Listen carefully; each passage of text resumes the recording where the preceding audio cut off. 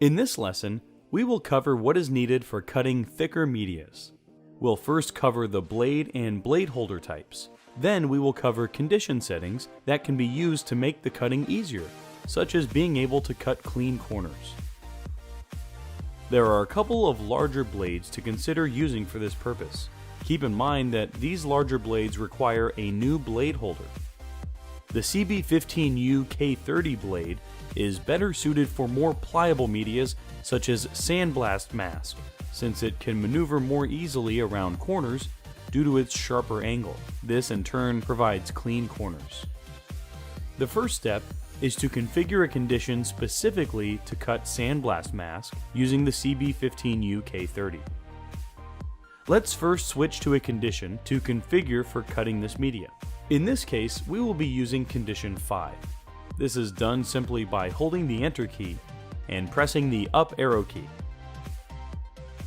Now that the cutter is set to condition 5, let's configure it. Let's start with the blade type. In this case, we will be using the CB15U K30. So let's press the 2 key, and then press the up arrow key to change the blade type until we see that blade model number. Press Enter to accept the change. Next, we will press the 3 key to adjust the speed by lowering it, which is a good idea for thicker medias. Set the value to 15, and then press Enter. Next, we can set the force to around 30. Keep in mind that we have tested this value for this type of media, but you may find that you'll end up using a different value. Then press Enter. Next, we will enable tangential mode by pressing the down arrow key until this page appears. Before we enable it, let's go over how this option can help us when cutting thicker medias. This is a slow motion clip that shows the up and down tool movement when the tangential mode is engaged.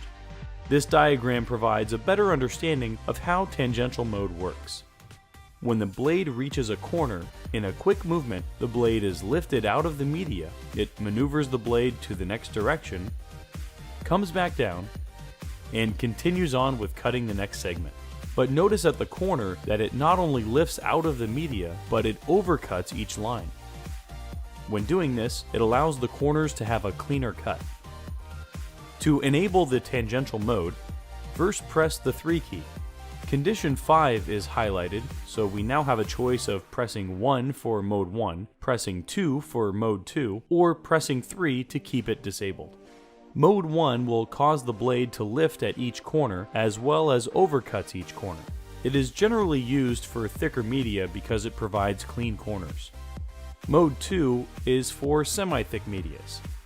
It will cause the blade to lift at each corner but only overcuts on the corner of the start and end point.